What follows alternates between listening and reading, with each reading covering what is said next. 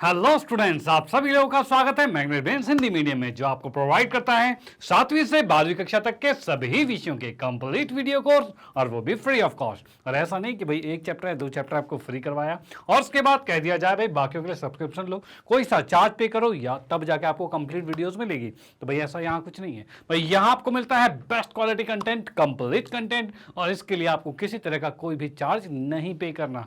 भाई ये तो बहुत अच्छी बात। चलो इसी बात के साथ करते हैं आज के सेशन को स्टार्ट। तो आज हम पढ़ने वाले हैं सांख्यिकी चैप्टर, जो कि कक्षा 9वीं का पार्ट 14 है, और इसमें आज हम पहुंच चुके हैं इसके 14.4 प्रश्नावली पर। भाई इससे पहले हम क्या क्या चीजें पढ़ चुके हैं? तो इससे पहले हम पढ़ चुके हैं इसके पहले के तीनों प्रश्नावली, यानी 14.3, 14.2, 14.1, ये तीनों प्रश्नावली कंप्लीट किए। साथ ही साथ हमारी एनसीईआरटी बुक के अंदर हमारे पास जो इसमें 15 एग्जाम्पल दिए हुए थे, उदाहरण दिए रखे थे, उनको भी हम कंप्लीट कर चुके हैं। और उन सभी से पहले हमने चैप्टर के स्टार्टिंग में फुल कॉन्सेप्ट वीडियो करवाया था, जिसके अंदर इसके सारे रूल रेगुलेशन, यानी कहा जाए माध्य, माध्यक, बहुलक, या फिर किस तरह से ग्राफ बनाए जाते हैं, हर चीज के बेसिक से बेसिक कॉन्सेप्ट को क्लियर किया था। भाई जिसने वो वीडियोस नहीं देखी है तो जरूर देख लेना, आपके लिए बहुत फायदेमंद होने वाली है। ओके, अब करते हैं सेशन को स्टार्ट। यहाँ पर हम करने वाले हैं 14.4 प्रश्नावली को, और इसमें देखते हैं भाई किस तरह का पैटर्न यूज है, किस टाइप के क्वेश्चन है, उसको करेंगे बड़े बेहतरीन तरीके से। भाई करें स्टार्ट? तो भाई बिल्कुल करते हैं स्टार्ट और देखते हैं क्वेश्चन। तो भाई यहां पर देखते हैं प्रश्न नंबर 1। प्रश्न नंबर 1 जो आता है 14.4 प्रश्नावली का, क्वेश्चन में कह रहा है एक टीम ने फुटबॉल के 10 मैच में निम्नलिखित गोल किए हैं। भाई 10 मैच हैं, फुटबॉल 10 मैच खेले गए हैं, ठीक है भाई। फुटबॉल की टीम है, उन्होंने गोल किए हैं। गोल कितना? तो भाई पहले मैच में 2 गोल हैं, फिर 3 गोल हैं, 4, 5, 0, 1, 3, 3 और 4, 3 है। भाई इस तरीके से दे रखा है। अरे अरे अरे हाँ ठीक है, ठीक है भाई। अब इसने कहा इन गोलों के माध्य, माध्यक और बहुलक तीनों चीजें हमें ज्ञात करनी है। तो भाई बिल्कुल ज्ञात करेंगे, कोई दिक्कत नहीं। तो इसके लिए सबसे पहले हम क्या करने वाले हैं? तो सबसे पहले हम यहां पर लिखेंगे हल, और यहां पर जो हमें गोल दे रखे हैं इसको करेंगे हम बढ़ते क्रम में, ठीक है भाई। बढ़ते क्रम से पहले हमें क्या निकालना है? तो माध्य निकालना है। और माध्य कैसे निकलता है? तो माध्य का फॉर्मूला होता है, पहले तो भाई इसका पूरे संख्याओं का योग होता है, और उसके बाद भाई कितनी संख्याएं उससे भाग होता है, यही है। तो भाई यहां पर हम लिखेंगे भाई पहले कुल गोल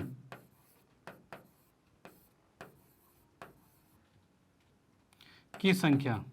भाई कुल गोल कितनी है उसकी संख्या में ज्ञात करनी है। तो कुल गोल के लिए हमें सबको जोड़ना पड़ेगा, और जोड़ कैसे रहे हैं? तो भाई 3 तो 5, 5 4 5, 5 10, 4 14, और 14 के बाद की जाए तो 14 और 4 18, 18 और 3 जो होगा वो 21 होगा, और 21 और 4 कितना होगा? तो 21 4 हो जाएगा, 21 4 21 4 3 7 7, 21 7 28 आ रहा है। तो हमने यहाँ पर लिख दिया ये 28 आ रहा है, ठीक है भाई। अब यहाँ पर हम लिखेंगे कुल मैचों की संख्या, कुल मैचों की संख्या।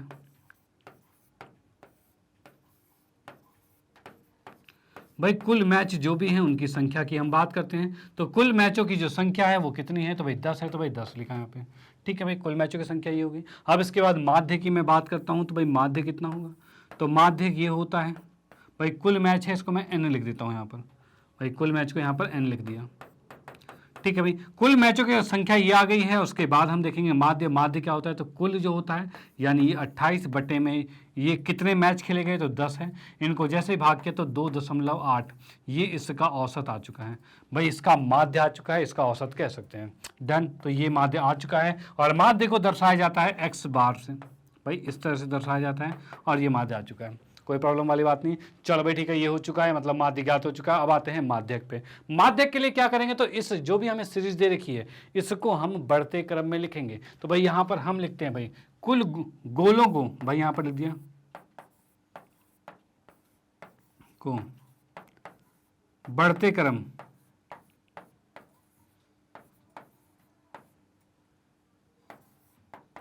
में लिखने पर,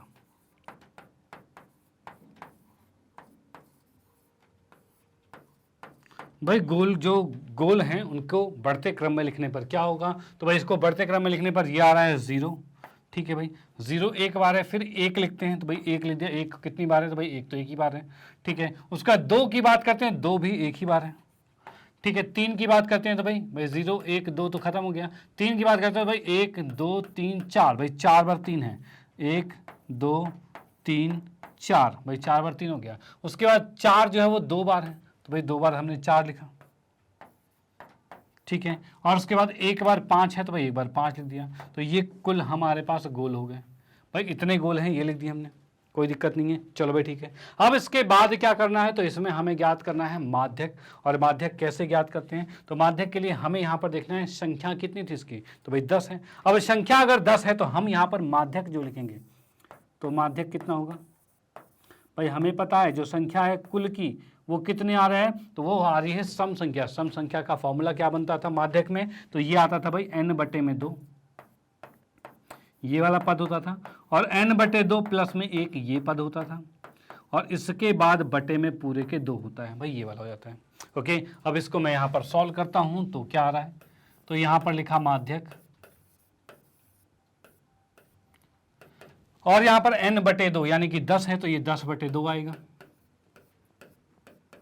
और उसके बाद आ रहा है 10/2 प्लस में 1 आ रहा है, और इसके बाद आ रहा है बटे में 2, यानी कि यहाँ पर हम कह पा रहे हैं ये 5वां पद है यानी 5th टर्म है, और छठा पद है मतलब 6th टर्म है, और बटे में 2 है। अब देखिए इसमें 5वें और छठे नंबर पर क्या है, तो यहाँ हमने देखा 1 2 3 4 5, 5वें पर 3 है और छठे पर भी 3 है, दोनों पर 3 है, यानी कि मैं इसमें लिख सकता हूँ कि ये 3 आ रहा है और प्लस में 3 आ रहा है और बटे में 2 है, 3 3 6 आ गया, 6 बटे में 2 है जिसको हमने काटा तो ये 3 आ गया, यानी इसका माध्यक कितना आ रहा है, 3 आ रहा है।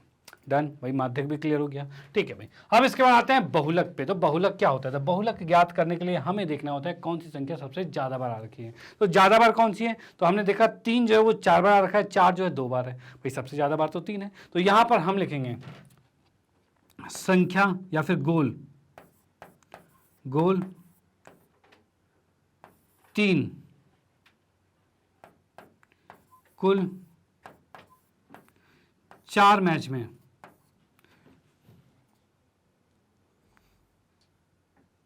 सबसे अधिक भी लिखेंगे, सबसे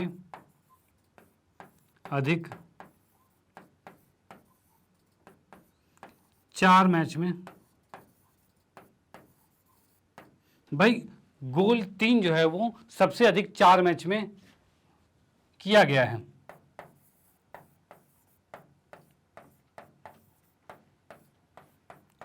ठीक है भाई, भाई गोल 3 जो है वो सबसे अधिक 4 मैच में किया गया है। डन, चलो भाई ठीक है। उसके बाद नेक्स्ट भाई क्या है, अगर ये किया गया है 3 गोल सबसे अधिक 4 बार, तो इसका मतलब इसका बहुलक होगा, यानी हम लिखेंगे सीधे तब बहुलक जो है, बहुलक आ गया है 3, और ये इसका आंसर आ गया। डन, कोई दिक्कत नहीं है। तो भाई यहां पर हमने देख लिया भाई माध्य, माध्य कितना है 2.8, भाई माध्य कितना है तो 3, और बहुलक कितना है 3, और ये आंसर एग्जैक्ट, खत्म, कोई दिक्कत नहीं है। ओके, तो भाई इसका आप स्क्रीनशॉट ले लो, क्वेश्चन यहाँ पर समाप्त होता है, और ये भी एक बेहतरीन क्वेश्चन था जिसके अंदर हमने माध्य, माध्यक, बहुलक तीनों ही ज्ञात कर लिया है। अब आते हैं नेक्स्ट क्वेश्चन पे और देखते हैं भाई अगला किस टाइप का और कैसे उसे भी बड़े आराम से हम सॉल्व करने वाले हैं। ओके भाई, चलो देखते हैं। हाँ जी, तो नेक्स्ट क्वेश्चन हमें दे रखा है, गणित की परीक्षा में 15 विद्यार्थियों ने 100 में से निम्नलिखित अंक प्राप्त किए हैं, मतलब 100 में से अंक आए हैं, वो ये दिए हुए हैं आपको। ओके, अब इसके बाद क्या रखा है, इन आंकड़ों के माध्य, माध्यक और बहुलक तीनों चीजें हमें ज्ञात करनी है। तो भाई तीनों चीजें ज्ञात करनी तो भाई बिल्कुल करेंगे। तो भाई किस तरीके से किया जाएगा, तो सबसे पहले हमने लिखा यहाँ पर हल, और हल के अंदर क्या है, माध्य निकालना है, तो माध्य के लिए पहले इन सारे संख्याओं को जोड़ना पड़ेगा। तो पहले हम देखते हैं कुल विद्यार्थी जो हैं, भाई कुल विद्यार्थी हमने लिखा, भाई कुल विद्यार्थी कितने हैं, विद्यार्थियों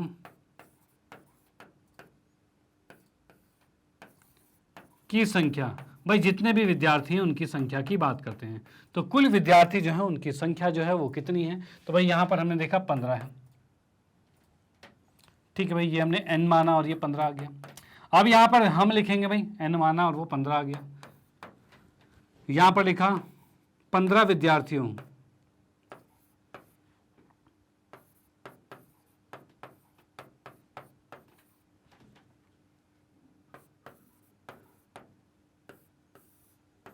के कुल अंक, भाई जो उनके कुल अंक आए हैं वो कितने आएंगे, तो उसके लिए क्या करना पड़ेगा, तो उसके लिए हमें इन सबको जोड़ना पड़ेगा। तो भाई जोड़ देते हैं। तो जोड़ेंगे कैसे, तो भाई क्या करते हैं, इन सबको जोड़ने तो साइड में लिख के एक साथ जोड़ सकते हो आप, या फिर अगर आप डायरेक्ट जोड़ना चाहो तो भाई पहले वाले अंक को पहले जोड़ते हैं, फिर हाथ से लेके दूसरे को भी जोड़ेंगे। तो हम यहाँ पर देख पा रहे हैं भाई 9 और 1 10 आ रहा है, और 8 और 2 10 आ रहा है, मतलब कि ये दोनों मिलके चारों मिलके भाई 9 1 10 8 2 10 मतलब कि 20 आ रहा है। भाई टोटल 20 आ रहा है, तो ये 20 तक चल रहा है। इधर की बात करें तो भाई 6 4 10 है, और 6 2 8 और 2 10 है, मतलब 10 और 10 ये भी आ गया।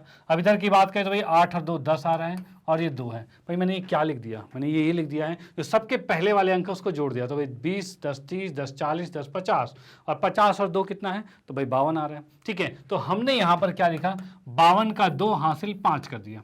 ठीक है भाई, 52 का 2 हासिल 5 कर दिया। ओके, अब भाई इसको मैंने इरेज कर दिया। अब इसका हासिल 5 तो है, बाकी चीजें अब जोड़ेंगे, बाकी चीज जोड़ेंगे तो क्या आ रहा है, तो भाई यहाँ पर आ रहा है 4 3 7 4 11, और 11 और 5 16, 16 4 20, 20 6 26, 26 और 26 और 5 कितना होगा, तो 31, 31 4 35, 35 और 35 और 9 कितना होगा, तो ये आ जाएगा 44, और 44 और 8 35 और 9 44 आ रहा है, 44 और 5 49, 49 और 9 जो होगा वो आएगा 58, 58 और 4 जो आ रहा है 58 और 4 जो आएगा वो 62, 62 और 4 कितना होगा, तो भाई 66, और 66 और 5 जो है 66 और 5 की बात करें तो 71, 71 और 6 की जोड़ें, 71 और 6 जोड़ेंगे तो 77, 77 और 5 जोड़ा हमने, तो 77 और 5 जोड़ने पर 82 आ रहा है। भाई इतना आ गया, यानी कि हमने देखा इस पूरे का जो टोटल आ रहा है वो 822 आ चुका है। यानी मैं इसको अब लिख सकता हूँ कि भाई कुल जो आ गया वो 822 आ गया, कोई दिक्कत नहीं है, डन। अब इसके बाद क्वेश्चन में कहा गया है माध्य, भाई माध्य हमें ज्ञात करना है। तो माध्य के लिए क्या होगा, तो भाई कुल को जो जोड़ा है तो जोड़ के कितना है 822, और बटे में कितना आ रहा है 15। अब इसको हमें भाग करना होगा, तो भाई भाग कर देते हैं। तो भाग करने पर कितना आएगा भाई, 15 चौके 7, 15 पंचे 75, ठीक है, बच गया 7, और यहाँ 2 आ गया। अब भाई 15 चौके 60 आएगा, 15 चौके 60 आ गया, 12 आ गया, भाई पॉइंट लगाया 0 आ गया। ठीक है भाई, अब कितने पर कट रहा है, 15 चौके 7, 15 छिक्का 90, 15 7 105, 15 8 120, 8 पे जा रहा है भाई, यहाँ पर 120 पर चला गया और ये कट गया, यानी कि ये हमारे पास कितना आ रहा है, तो ये हमारे पास आ रहा है 58.4, सॉरी 54.8। भाई ये आ गया माध्य, भाई कितना आ गया 54.8 आ चुका है। यानी कि हम इसका माध्य बिल्कुल ज्ञात कर चुके हैं। सिंपल सा तरीका था, इन सबको जोड़ो और जितनी संख्या उससे भाग करो, आ गया माध्य, डन। उसके बाद आते हैं नेक्स्ट क्या है माध्यक। माध्यक के लिए इसे बढ़ते क्रम में अरेंज करना पड़ेगा। तो भाई माध्यक के लिए बढ़ते क्रम में अरेंज करेंगे तो उस कंडीशन में हम क्या लिख सकते हैं, इसमें अंकों को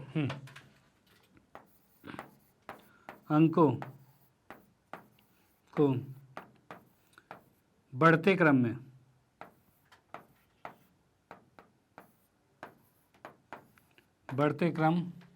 में रखने पर, भाई अंक जो भी हैं उनको बढ़ते क्रम में रखने पर हम देखेंगे। तो बढ़ते क्रम की बात की जाए तो भाई कितना आ रहा है, तो भाई इसमें सबसे पहले छोटे वाले को चुनते हैं, और छोटा कौन सा है, तो भाई 39, सबसे कम छोटा ये दिख रहा है मुझे, भाई यही छोटा है, तो ठीक है, सबसे कम जो है वो 39 है। उसके बाद 39 के बाद क्या 40 यहाँ पर दिख रहा है, तो हाँ 40 दिख रहा है भाई, 40 ये रहा और ये रहा, 2 40 है, तो यहाँ पर हमने लिखा भाई ये 40 आ गया और ये 40 आ गया। ठीक है, उसके बाद 41 से कहाँ दिख रहा है, तो भाई 41 ये आ रहा है, तो भाई यहाँ पर 41 लिखा हमने। ठीक है, और कहीं 41 है, तो भाई नहीं है। उसके बाद 42 की बात करें तो भाई 42 ये रहा, और कहीं 42 है, तो भाई यहाँ पर हम देख पा रहे हैं, तो भाई 42 नहीं है, तो भाई यहाँ पर 42 लिख दिया हमने। ठीक है, उसके बाद 43 नहीं है, 44 नहीं है, 44 कहीं दिख रहा है, तो नहीं भाई 45 भी नहीं दिख रहा, 46 दिख रहा है, तो भाई 46 लिखा हमने। ठीक है, 47 नहीं है, 48 है, तो भाई 48 लिख दिया हमने। ठीक है, उसके बाद भी 48 को भी टिक मार दिया हमने। उसके बाद भाई क्या 48 49 नहीं है, 50 नहीं है, 51 नहीं है, 52 है, तो भाई 52 को देखा तो 52, एक 52 है और 2 52 है और 3 52 है, भाई 52 को देखा तो 3 आ रखे हैं।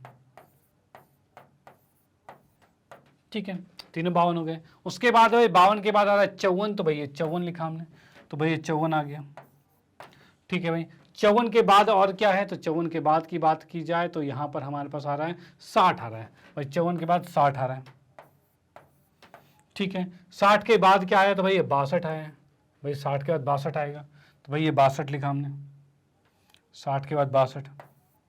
और उसके बाद नेक्स्ट जो आएगा वो हमारे पास है भाई 96 है, फिर 98 है, मतलब ये 96 है और ये 98 है, भाई ये आ चुके हैं। टोटल कितने थे भाई, 15 थे। ठीक है, तो टोटल अगर ये 15 हैं तो भाई ये अगर ये 15 हैं, यानी कि यहाँ पर हम देख पा रहे हैं, इसको भी काउंट कर लेते हैं भाई, ये टोटल 15 होंगे, तभी ये सही होगा कि भाई ये बिल्कुल मैच कर चुका है। तो यहाँ पर हमने जोड़ा, मतलब इसको कैलकुलेट किया, 1 2 3 4 5 6 7 8 9 10 11 12 13 14 15, भाई इसको काउंट किया हमने, भाई इसको गिना, तो भाई कितने आ रहे हैं, 15 आ रहे हैं, मतलब बिल्कुल सही चल रहा है। चलो ठीक है। अब इसके बाद क्वेश्चन में कहा गया था माध्यक ज्ञात करना है, तो भाई माध्यक कैसे ज्ञात करते हैं, तो भाई मैंने यहाँ पर लिखा माध्यक, और माध्यक के अंदर हमने यहाँ पर देखा कि भाई n की संख्या 15 यानी कि विषम संख्या थी, और जब भी विषम संख्या हो तो उस कंडीशन में हमारा माध्यक जो आता है वो n + 1/2, भाई ये होता है, ये वाला जो पद होता है, यानी कि हमने लिखा 15 प्लस में 1/2, यानी कि ये कितना हो गया 16/2, इसे हम कहेंगे 8वां पद होगा, भाई 8वां पद है। डन भाई, भाई आ गया। अब 8वें पद की हम बात करें तो 8वां पद कौन सा है, भाई इसमें 8वां पद कौन सा है, तो 8वें पद में हम देखा 1 2 3 4 5 6 7 8, भाई 8वें नंबर पर 52 आ रखा है। डन भाई, कितना आ रहा है 8वें नंबर पे 52 आ रखा है, यानी इसका माध्यक क्या आ चुका है, तो भाई इसका माध्यक 52 आ चुका है, यानी अब हम लिखेंगे इसका माध्यक जो है वो 52 है। ओके भाई, इसका माध्यक 52 आ गया। डन, कोई दिक्कत वाली बात नहीं। उसके बाद आते हैं बहुलक पे। अब बहुलक भी हमें ज्ञात करना है, तो बहुलक होता क्या है, तो वह संख्या जो सबसे ज्यादा बार आ रखी है। तो यहाँ पर अंकों की बात की जाए तो भाई इसमें हम देख पा रहे हैं 40 2 बार है, और 52 जो है वो 3 बार है, बस मतलब 52 3 बार नहीं, सबसे अधिक बार 52 है। तो सबसे अधिक बार हम कहेंगे यहाँ पर, सबसे अधिक बार, अधिक 3 बार लिख देता हूं मैं, 3 बार 52 अंक हैं, तब बहुलक जो आएगा भाई, तब जो बहुलक है वो कितना आएगा, तो भाई वो 52 ही आएगा। तो यहां पर इसका बहुलक जो है वो 52 आ चुका है, माध्यक 52 आ चुका है, और माध्य 54.8 आ चुका है। डन, कोई दिक्कत नहीं। तो भाई यहाँ पर ये क्वेश्चन समाप्त होता है, आप इसका स्क्रीनशॉट ले सकते हो कि भाई हमारा प्रश्न नंबर 2 कंप्लीट हो गया। ओके, ये भी एक इंपॉर्टेंट क्वेश्चन था, और ये भी आपको आना चाहिए। अब आते हैं नेक्स्ट पे, और अगले क्वेश्चन को देखते हैं भाई अगला किस टाइप का क्वेश्चन है, और करते हैं उसको भी बड़े आराम से सॉल्व। ओके चलो भाई, बिल्कुल। तो यहाँ पर हम आते हैं नेक्स्ट क्वेश्चन पे। तो अगला है प्रश्न नंबर 3, और ये बड़ा अच्छा क्वेश्चन है, बहुत ही इंपॉर्टेंट है ये वाला। तो ये क्वेश्चन कह रहा है निम्नलिखित प्रेक्षणों के आरोही क्रम में व्यवस्थित किया गया है, मतलब ये आरोही क्रम यानी कि बढ़ते क्रम में आपको दे ही रखा है। ओके, अब उसके बाद कहा है यदि अंकों का माध्यक 63 है, मतलब ये एक तो बढ़ते क्रम में दे रखा है, और इसका माध्यक हमें ज्ञात है जो कि कितना है 63 है। ओके, अब इसमें कहा है तो x का मान हमें ज्ञात करना है, भाई x का मान हमें ज्ञात करना है। तो भाई यहां पर हम देखते हैं, इसमें लिखा हमने हल,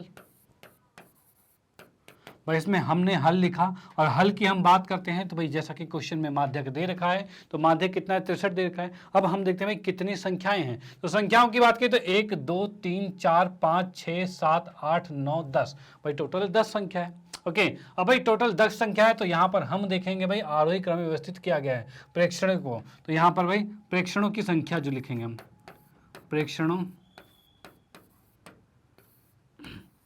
की संख्या, भाई प्रेक्षण जो है उसके संख्या की हम बात करें तो भाई प्रेक्षणों की संख्या जो है वो कितनी है, तो ये हमारे पास है n, जो कि हमने 10 लिख दिया।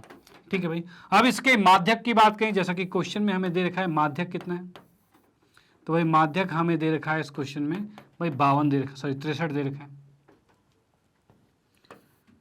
भाई, माध्यक 63 दे रखा है। और माध्यक का फॉर्मूला क्या होता है, तो भाई माध्यक का फॉर्मूला होता है जब ये सम संख्या होता है तब होता है n/2, ये पद होता है, प्लस में n/2 प्लस 1, भाई ये वाला पद होता है, और इसके बटे में भाई इस पूरे के बटे में कितना आ जाएगा 2 आ जाएगा, भाई ये आ गया। ओके, और ये हमें माध्यक 63 दे रखा है। ठीक है भाई, इस 2 को इधर भेजा, 63 दूनी 126 आ गया, और यहाँ n/2, n कितना है 10, तो 10/2 कितना आएगा, चलो हम 10 को लिख देते हैं, उसके बाद सॉल्व करेंगे। भाई ये आ जाएगा, यहाँ पर आएगा 10/2 प्लस में 1 आ गया। ठीक है, ये चीज आ गया, 2 को नीचे उठा के इधर भेज चुके हैं, और 10/2 ये होता है क्या, तो 5 फिफ्थ टर्म होगा, या फिर 5वां पद कह सकते हैं, और ये भाई 5 और 1 6 छठा पद कह सकते हैं, तो भाई छठा पद कह सकते हैं, कोई दिक्कत नहीं है। ओके, अब भाई 5वां छठा यानी 1 2 3 4 5, भाई 5वें नंबर पे ही है, छठे नंबर पे ही है, तो इन दोनों को जोड़ेंगे हम, ठीक है। तो भाई इन दोनों को अगर मैंने जोड़ा, ये 126 के साथ चल रहा है, 126 प्लस बराबर में पांचवा पद x है, और छठे पद की बात की जाए तो ये x प्लस में 2 है। भाई आ गया, इन दोनों को जोड़ा तो x 2x होगा, और इस 2 को उठाकर इधर ले आते हैं। तो यहाँ पर हमने देखा अब कि भाई 126 तो ठीक, भाई ये वाला 2 जो है उठ के इस साइड आके घट जाएगा, घटने का मतलब -2 लिखा, और इधर भाई x और x 2x आ जाएगा। ठीक है भाई, 126 में से 2 गया तो 124 बचेगा, और बराबर में 2x है, और यहाँ से हमने x का मान निकाला तो 2 से घटेगा, और ये आ जाएगा 62। यानी यहाँ से हमने देखा x का मान कितना आ चुका है, 62 आ चुका है। भाई x का मान कितना है, 62 ये आ चुका है। तो भाई हमें x का मान ही ज्ञात करना था, और ये ज्ञात हो चुका है, और बिल्कुल आराम से मजे तरीके से, कोई दिक्कत वाली बात नहीं। तो आप इसका स्क्रीनशॉट ले सकते हो, और ये एक मोस्ट इंपॉर्टेंट क्वेश्चन है, और ये भी आपको आना चाहिए। ओके चलो भाई ठीक है, तो आप इसका स्क्रीनशॉट ले लो। फिर हम आते हैं नेक्स्ट क्वेश्चन पे, और देखते हैं भाई अगला किस टाइप का क्वेश्चन है, और कैसे उसे भी बड़े आराम से हम सॉल्व कर रहे हैं। ओके चलो भाई देखते हैं बिल्कुल। हाँ जी, तो नेक्स्ट क्वेश्चन हमें दिया हुआ है प्रश्न नंबर 4, और चौथा क्वेश्चन कह रहा है आंकड़े ये है हमारे पास का बहुलक हमें ज्ञात करना है। बहुलक कैसे ज्ञात करेंगे, तो भाई इसके बहुलक के लिए भाई हमें क्या पता होना चाहिए, तो बहुलक के लिए हमें पता होना चाहिए कौन सी संख्या सबसे ज़्यादा बार है। तो उसके लिए हम इसे बढ़ते क्रम में अरेंज कर देते हैं। तो भाई यहाँ पर हमने इसको जब बढ़ते क्रम में अरेंज किया, तो भाई सबसे कम क्या है इसमें, तो सबसे कम 14 है, तो लिखा भाई 14 भाई 1 2 3 4, भाई 4 बार 14 है। ठीक है भाई, उसके बाद 14 से बड़ा क्या है यहाँ पर, तो 17 है, तो 17 एक बार है भाई, 17 एक बार है। उसके बाद देखा जाए तो 18 कितने, तो 1 2 3 बार 18 है, तो भाई 3 बार 18 भी लिख दिया। ठीक है, उसके बाद क्या है, 18 के बाद आ रहा है भाई 22, भाई 22 आ रहा है, तो भाई यहाँ पर हमने लिखा 22। फिर 23 आ रहा है, भाई 23 भी लिखा। उसके बाद भाई 25 आ रहा है, तो भाई 25 लिखा, और उसके बाद 28 आ रहा है, तो 28 भी लिखा। यानी 25 और 28 भी खत्म, यानी सारी चीज़ें आ चुकी हैं। अब भाई क्वेश्चन में कहा गया है बहुलक ज्ञात करना है, और यहाँ पर हम देख पा रहे हैं बहुलक होता क्या है, तो भाई जो संख्या सबसे ज़्यादा बार होती है उसे बहुलक कहते हैं। तो यहाँ पर 14 जो है वो 4 बार रखा है। तो यहाँ पर हम कहेंगे आंकड़ों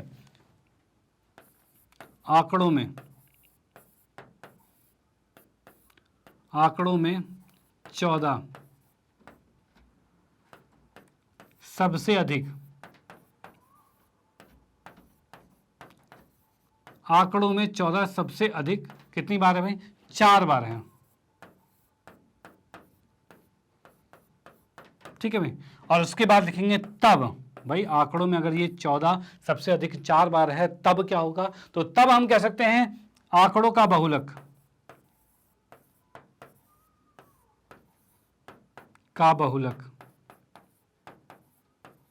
भाई, तब आंकड़ों का बहुलक ये कितना हो जाएगा, तो ये हो जाएगा 14। भाई जो सबसे ज़्यादा बार होता है वही इसका आंसर होगा, तो ये इसका आंसर आ चुका है। आप इसका स्क्रीनशॉट ले सकते हो। क्वेश्चन यहीं पर समाप्त होता है।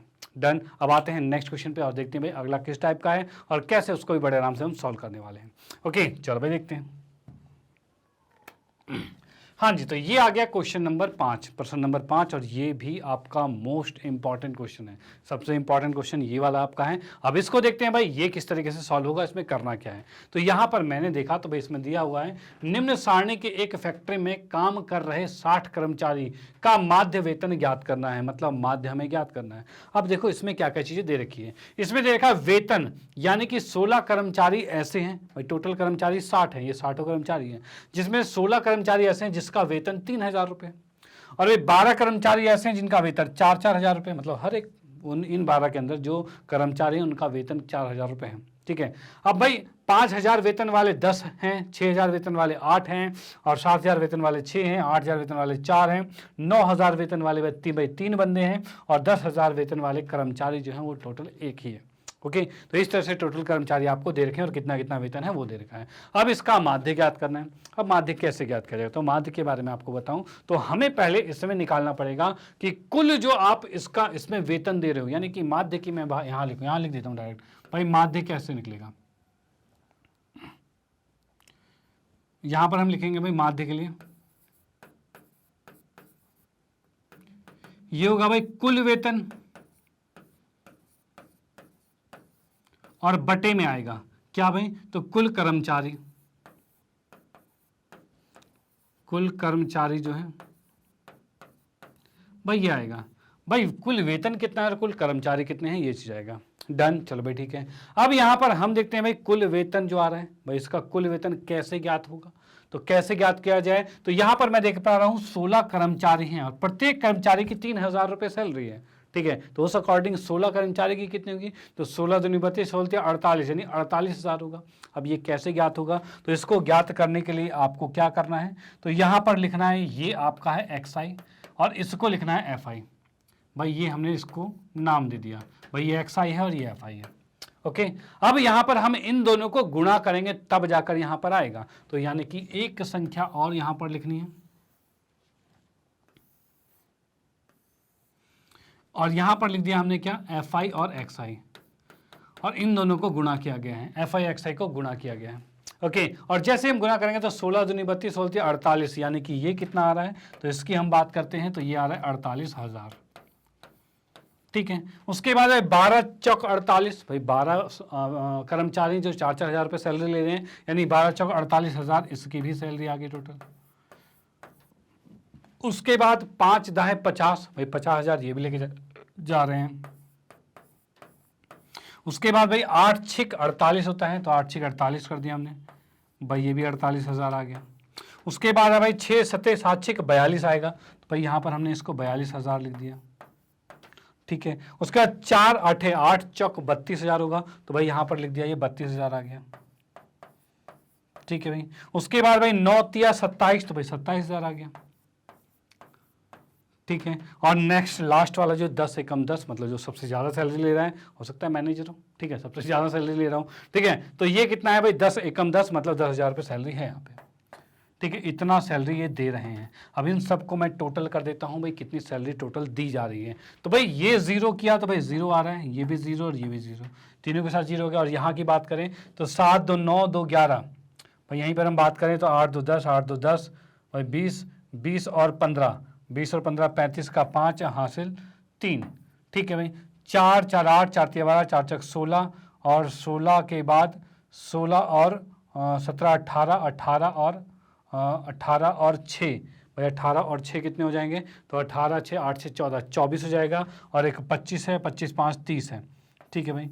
ये आ गया भाई, कितना आ गया, 3,05,000 आ चुका है। ये क्या है, टोटल है। और ये क्या है, तो यहां पर मैं लिख देता हूं भाई कुल वेतन जो आया है, वेतन। अब ये कुल वेतन कैसे लिखते हैं, तो मैं आपको बता दूं, यहां पर ये क्या है, ये इन सब का जोड़ है, तो इसको क्या लिखेंगे, इसको लिखेंगे सिग्मा FI और XI आएगा। और बराबर में कितना आ रहा है, तो 3,05,000 है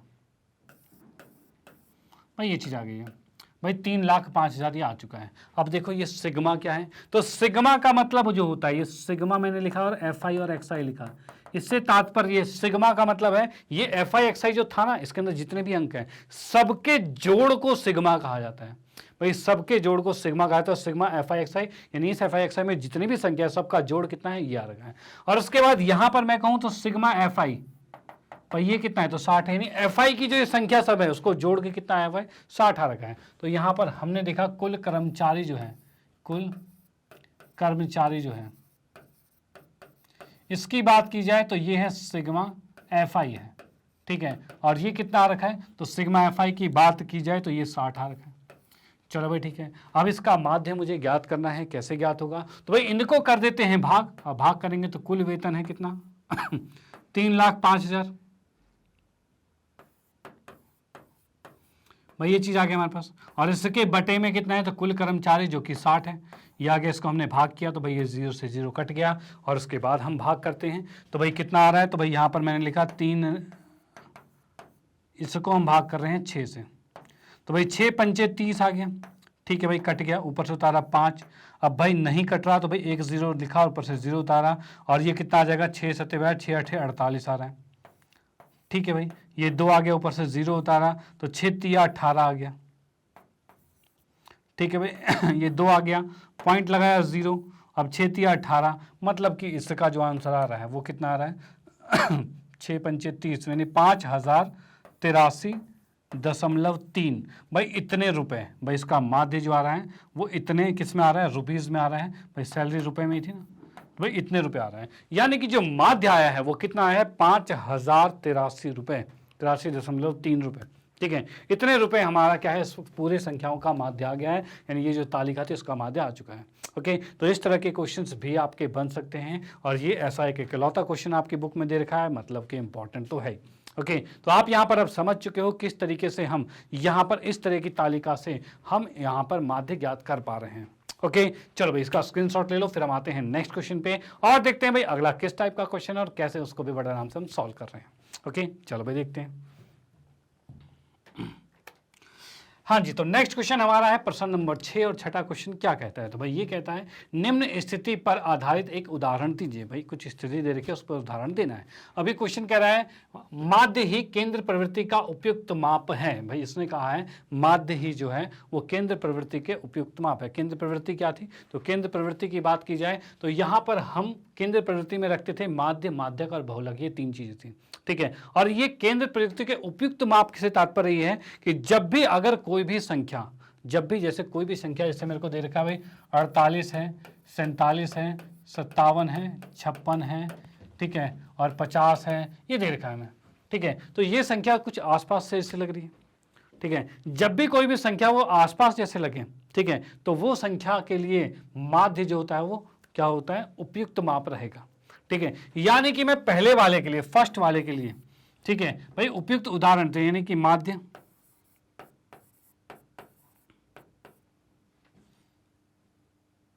सीधे मैं लिख देता हूं, इसका उदाहरण जो है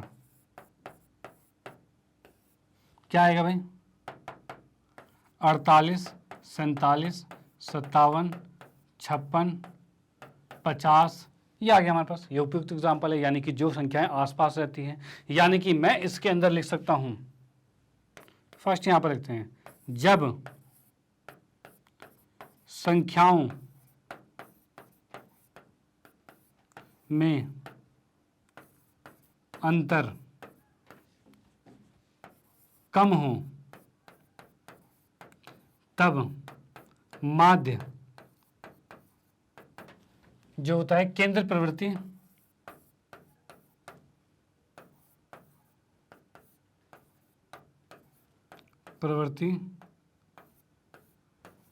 का उपयुक्त माप होता है।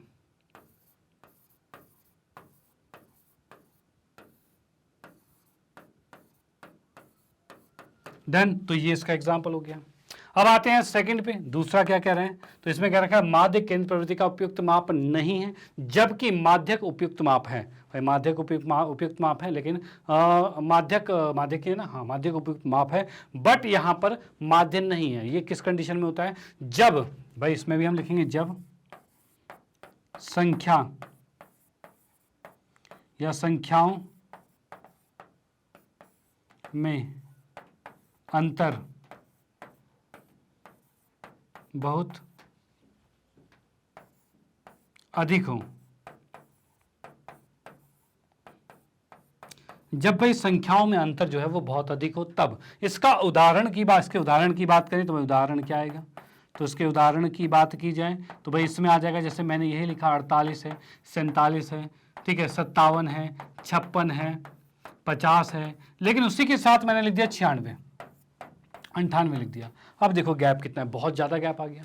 अब भाई बहुत ज़्यादा अगर गैप आ गया तो उस कंडीशन में इसमें क्या होगा, जब संख्याओं में बहुत अधिक अंतर बहुत अधिक हो तब यहाँ पर लिखेंगे, साथ में पूरी कंप्लीट ही कर देता हूँ, तब माध्यक जो होगा केंद्र प्रवृत्ति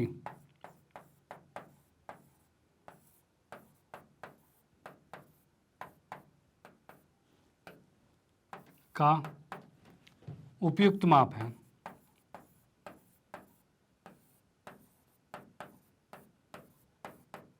डन, भाई तब क्या होगा, केंद्र प्रवृत्ति का ये उपयुक्त माप हो जाएगा। कब, जब ये अंतर बहुत अधिक हो जाएगा, जैसा कि आप यहाँ पर देख पा रहे हो। डन, तो ये क्वेश्चन यहाँ पर समाप्त होता है और आप समझ पा रहे हो कि केंद्र प्रवृत्ति का माप उपयुक्त कब होता है। और ये यहाँ पर हम देख पा रहे हैं कि भाई जब संख्याएं पास होती है तब माध्य हो सकता है, और जब संख्याएं बहुत दूर होती है तो उस कंडीशन में क्या होगा, तो उस कंडीशन में माध्यक इसका उपयुक्त माप हो जाता है।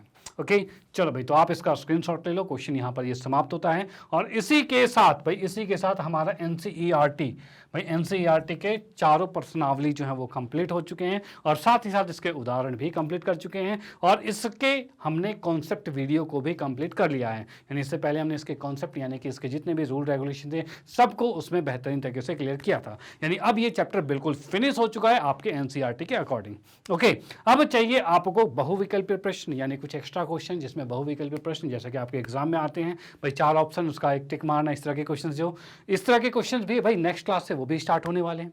ठीक है, यानी कि इसके बहुविकल्प प्रश्न की भी कोई प्रॉब्लम वाली बात नहीं है, हर चीज़ बेहतरीन तरीके से यहाँ पर करवाई जाएगी। उसके बाद एग्जाम के पॉइंट ऑफ व्यू के लिए भाई मोस्ट इंपॉर्टेंट क्वेश्चंस वो भी करवाएंगे। यानी बहुत सारी चीज़ें होने वाली है, तो भाई साथ में बने रहिए, प्रैक्टिस होने वाली है बहुत ही ज़बरदस्त। ठीक है, तो बस आपका काम है कि रेगुलर पढ़ाई करते रहिए और क्वेश्चंस की प्रैक्टिस करते रहिए। ये क्वेश्चंस जितने भी करवाएं इसकी प्रैक्टिस जरूर कर लेना, नहीं तो ये दिमाग से स्किप हो सकते हैं और स्किप हो गए तो फिर कुछ नहीं बचेगा। ठीक है, फिर एग्जाम टाइम पे जाके बोलोगे भाई चीज़ें भाई याद नहीं आ रही, समझ नहीं आ रहा, ये दिक्कत है वो दिक्कत है, फिर तो भाई दिक्कत हो जाने वाली है। ठीक है, तो ये दिक्कतें तभी सॉल्व हो सकती है तब जब आप इसकी प्रैक्टिस करोगे। यानी जैसा मैं हर बार बताता हूं कि भाई गणित विषय है तो भाई प्रैक्टिस करना तो अनिवार्य है, प्रैक्टिस करोगे तभी जाकर ये आपका पूरा कॉन्सेप्ट क्लियर होगा और आप एग्जाम में कहोगे ये भी आता है वो भी आता है और वो भी आता है। भाई यही कहना है, ये जब तक ना कहो तब तक मजा ही क्या आएगा। तो भाई प्रैक्टिस करते जाइएगा और हमारे साथ जुड़े रहिए भाई, आगे के सेशन में भी हम और भी बेहतरीन क्वेश्चंस आपके लिए लेते आएंगे। ओके चलो भाई, इसके बाद मैं फाइनली मैग्नेट ब्रेन के बारे में बताना चाहता हूँ। जैसा कि आप लोगों को पता ही है भाई, मैग्नेट ब्रेन एक ऐसा प्लेटफॉर्म है जो आपको प्रोवाइड करता है केजी से लेकर 12 क्लास तक के सभी विषयों के कंप्लीट वीडियो कोर्स और वो भी फ्री ऑफ कॉस्ट। और अगर हिंदी मीडियम की बात की जाए तो 7वीं कक्षा से 12वीं कक्षा तक के सभी विषयों के कंप्लीट वीडियो कोर्स यहाँ पर अवेलेबल हैं और साथ ही साथ बहुत से कोर्सेज और भी अवेलेबल हैं। जैसे कि आप देख सकते हो कॉम्पिटिटिव लेवल के एग्जाम की प्रिपरेशन भी करवाई जाती है। जैसा यहाँ पर देखें NTSC, olympiad, CUT, IIT, JEE, NEET, UP board Bihar board की भी क्लासेस, स्पेशल क्लासेस अवेलेबल हैं और spoken English, banking, insurance, RRB, SSC, UPSC, GIB, CIB, इस तरह के पैटर्न में इस तरह के कॉम्पिटिटिव लेवल के एग्जाम की प्रिपरेशन भी यहाँ पर करवाई जाती है। और ये सारा कंटेंट बिल्कुल 100% फ्री है और वो भी हाई क्वालिटी एजुकेशन, यानी क्वालिटी में कोई भी कॉम्प्रोमाइज़ यहाँ पर नहीं किया गया है। तो भाई आपके फ्रेंड सर्कल, रिलेटिव या फिर जान पहचान में कोई भी जो इनमें से कोई भी कोर्स स्टडी कर रहे हैं उनको ये चीज़ आप सजेस्ट कर सकते हैं कि यहाँ पर वो अपने एजुकेशन को कंप्लीट कर सकते हैं और इसमें यहाँ पर कोई भी किसी तरह का चार्ज नहीं पे करना है और भाई क्वालिटी ऑफ एजुकेशन तो बहुत ही बेहतरीन है। तो भाई बिल्कुल ज्वाइन कीजिए, बिल्कुल सजेस्ट कीजिएगा। और साथ ही साथ आप हमारे पास जैसे कि यूट्यूब पर जुड़े हुए हो और आप हमारे साथ भाई और भी social site Facebook, Instagram, Twitter, Telegram पर भी जुड़ सकते हो। यहाँ पर भी आपको बहुत ही नॉलेजेबल चीज़ें मिलती रहेगी। ओके चलो भाई, और साथ ही साथ आप हमारे वेबसाइट के साथ भी जुड़ सकते हो और वेबसाइट है www.magnetbrains.com। और मोबाइल एप्लीकेशन की बात की जाए तो भाई मैग्नेट ब्रेन्स के नाम से एप्लीकेशन भी है और यहाँ पर आपको मिलता है पूरा कोर्स बिल्कुल अरेंज और सिस्टमैटिक तरीके से। यानी कैसे, तो भाई जैसे कि आप लोग हो 9वीं कक्षा में वो भी हिंदी मीडियम, तो जैसे ही आप इस एप्लीकेशन को ऑन करोगे तो यहाँ पर आपके पास शुरू में ही सारे कोर्सेज दिख जाएंगे जिसमें आप सेलेक्ट करोगे CBSE हिंदी मीडियम। CBSE तात्पर्य यह है कि NCERT से रिलेटेड जो भी बोर्ड है सब कुछ वहाँ पर अवेलेबल है। तो आप वहाँ पर क्लिक कीजिए, क्लिक करते ही आप पहुँच जाओगे भाई, सारे क्लासेस आपको विजुअल हो जाएंगे। तो आप अपनी 9वीं कक्षा को चुनना, उसके बाद जो भी विषय आपको पढ़ना है उसको चुनिए। जैसे कि आप गणित विषय चाहते हो तो गणित विषय पर क्लिक कीजिएगा और उसके बाद भाई सभी चैप्टर्स बिल्कुल लाइन वाइज आ जाएंगे। जो भी चैप्टर पढ़ना है उस पर क्लिक कीजिए और उस चैप्टर के अंदर पूरे वीडियोज आपको मिल जाएंगे, वो भी अलग अलग पैटर्न में। और वो भी कैसे, तो भाई चैप्टर में कोई भी चैप्टर जब आप पढ़ोगे तो उसमें सबसे पहले मिलता है पूरे चैप्टर का फुल कॉन्सेप्ट वीडियो और उसके बाद पूरे NCERT का सॉल्यूशन, फिर बहुविकल्प प्रश्न की सीरीज यानी MCQs मिलेंगे और उसके बाद मोस्ट इंपॉर्टेंट क्वेश्चन जो कि आपके एग्जाम के पॉइंट ऑफ व्यू से, उसके बाद टेस्ट पेपर मिलते हैं, प्रीवियस ईयर क्वेश्चन पेपर मिलते हैं और भी बहुत सारी चीज़ें मिलने वाली है। तो भाई साथ में जुड़े रहिए और पढ़ते रहिए भाई, मजे करते रहिए। अगर आप इसको फॉलो करते गए तो आपकी जो नॉलेज है वो बूस्टअप होकर एकदम अपर लेवल तक पहुंच जाएगी। तो भाई बिल्कुल ज्वाइन कीजिए, बिल्कुल इसको पढ़ते रहिए और सजेस्ट जरूर कर देना अपने फ्रेंड सर्कल में कि भाई आपको फायदा मिल रहा है, उनको भी फायदा मिले तो भाई बहुत बेहतरीन हो जाएगा। ओके तो भाई फाइनली कहना चाहता हूँ, अगर वीडियो आपको अच्छी लगती है तो इसे लाइक कीजिए, न्यू है तो सब्सक्राइब कीजिए और शेयर तो आप करते रहिए। Okay bye, thank you.